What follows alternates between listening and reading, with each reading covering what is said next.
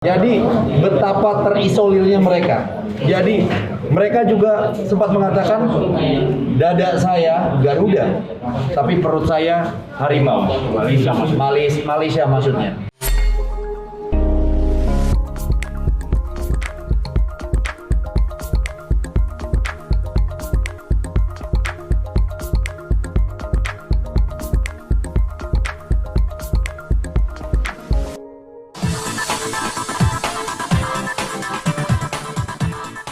Untuk tahun kali ini, gue ingin berbagi lebih luas lagi untuk Indonesia.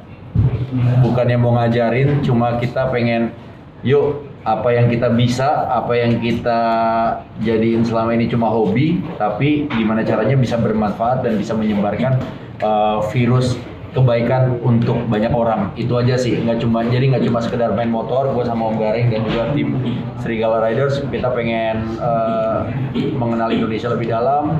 Ada apa di balik itu, ada masalah apa mereka sampai stay di sana, terus bagaimana culture mereka, bagaimana mereka cara mendapatkan kesehatan, bagaimana cara mereka mendapatkan pendidikan, apakah sama dengan kita.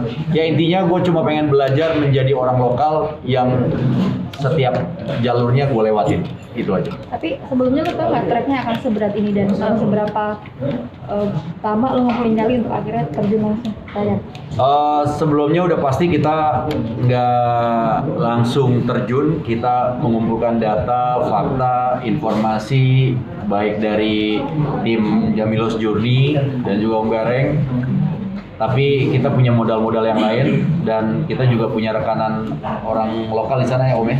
Sebisa mungkin kita cari orang lokal yang punya informasi kita butuhkan sih. Iya. Kebetulan Ibnu punya jaringan fans yang cukup luas tersebar di seluruh Indonesia, itu menguntungkan banget buat Jamilos Journey ketika kita ingin mendapatkan informasi apa yang kita sedikitnya, misalkan ada jalan nggak, mereka sebut aja ada. Nah, itu buat kita udah pintu masuk. Itu dia. Jadi dan di tengah pandemi seperti ini pasti juga ada teman-teman yang bertanya, kok bisa berjalan sejauh itu? Nah, tim Jamilos Journey ini sebelum kita masuk ke sebuah desa atau sebuah tempat atau gunung atau dimanapun kita menuju ke lokasi tersebut, kita harus cek kesehatan. Semuanya gue wajibin untuk melakukan PCR di dekat sini di Speed Lab ID.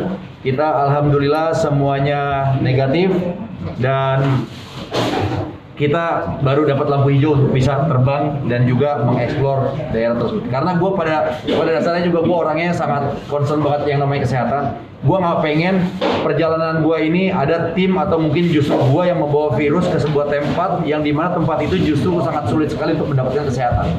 Jangan sampai kita mengganggu stabilitas kesehatan desa tersebut. Intinya itu. Jadi kami sangat paham tempat biasa kami bermain di atas gunung, di daerah-daerah terpencil, daerah-daerah yang sulit diakses, di mana masyarakat di sana untuk mendapatkan fasilitas kesehatan dari pemerintah, dari negara itu sangat sulit. Jadi kami tahu, sehingga kami nggak mungkin ketika kami tidak sehat, kami membawa virus ke dalam sana, dan kalau mereka terkena, itu betapa tersiksanya mereka. Kami tahu apa, karena kami biasa main di sana. Jadi kami nggak mungkin kalau kami nggak sehat, itu kami masuk. Karena kalau kami masuk dan kami terkena, membawa berarti bencana buat mereka. Dan itu sudah menjadi pelajaran kita ketika bermain di dekat-dekat dari Jakarta, Jawa Barat. Biasanya memang daerah-daerah pelosok itu sangat sulit sekali yang namanya rumah sakit besar, alat-alat kesehatan seperti itu. Itu sudah menjadi pemikiran dari gua secara pribadi dan juga tim Jamilos Journey.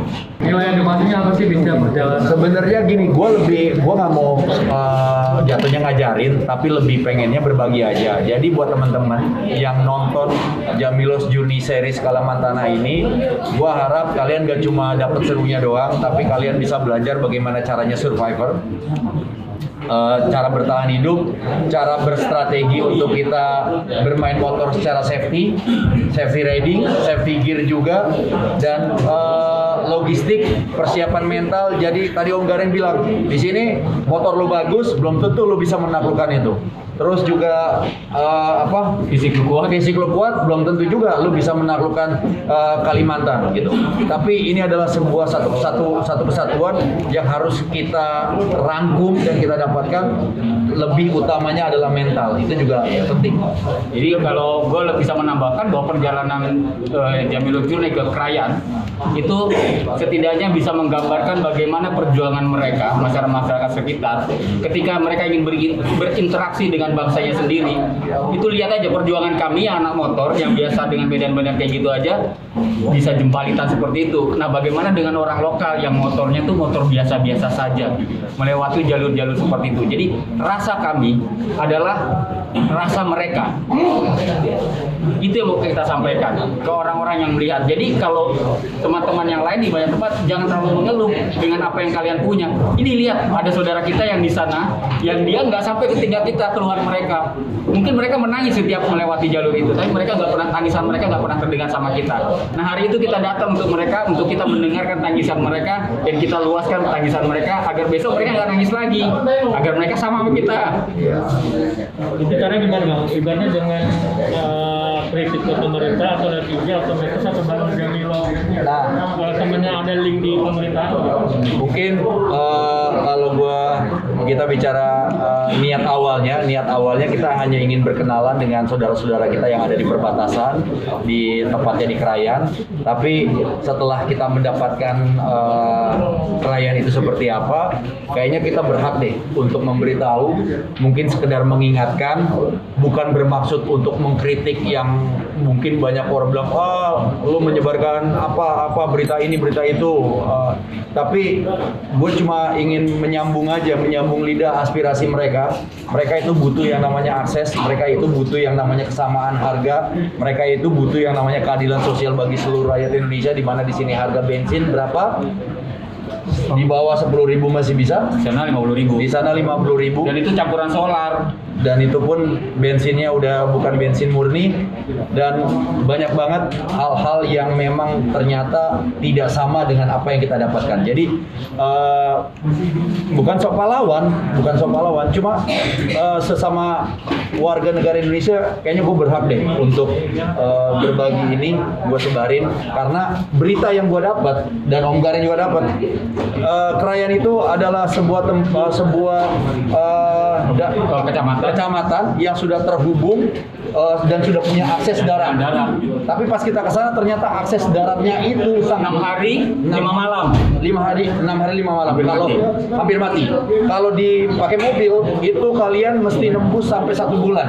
Kalau nggak pakai alat berat nggak bisa. Jadi betapa terisolirnya mereka. Jadi mereka juga sempat mengatakan dada saya Garuda, tapi perut saya harimau.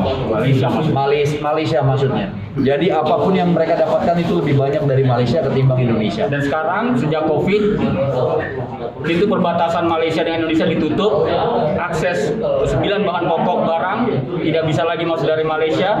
Ketergantungan masyarakat Krayan yang jumlahnya lebih dari 11.000, populasinya 11.000 ada di situ, itu tergantung dari penerbangan setiap hari. Dan penerbangan itu tidak selalu sembako. Penerbangan setiap hari itu bisa berisi bensin, bisa berisi bahan bakar, bisa berisi pupuk, bisa berisi apa aja. Sementara ketika kami di sana, kami ngeliat penerbangan cuma sekali ya. Di Lombawan tuh, di Krayan Induk tuh mendarat pesawat satu, dan bukan pesawat besar, bukan pesawat kayak Hercules yang bisa bawa banyak logistik. Bayangkan untuk 11.000 populasi di sana, sehingga sangat miris gitu. Kalau kita tanya di sana, masak bapak-bapak, ibu-ibu pakai apa sekarang? Pakai kayu bakar. Mau yang rumahnya beton, mau yang rumahnya apa? Dan jangan melihat Krayan sebagai masyarakat yang tradisional, sebagai masyarakat yang masih Dayaknya tuh kayak Dayak yang kita lihat di suku-suku masih pedalaman gitu. Enggak. Krayan ini masyarakat kayak kita, banyak pemudanya itu bersekolah bahkan di Jakarta dan di luar negeri. karena Krayan ini loh jinawi banget. Dia hidup dari bercocok tanam, dari padi yang dihasilkan. Karena sekarang padinya dia nggak bisa dijual ke Malaysia. Jadi mereka bisa punya barang untuk dimakan, tapi mereka tidak punya penghasilan. Iya. Karena setelah barangnya jadi, mereka harus jual kemana? Bukan terkadang, yang jadi kendala adalah biaya pengiriman itu jauh lebih mahal ketimbang biaya produksi. Jadi sangat tidak layak ketika dia jual barangnya, tapi harus keluar duit atau modal lebih banyak. Jadi lebih baik mereka nikmatin saja sendiri.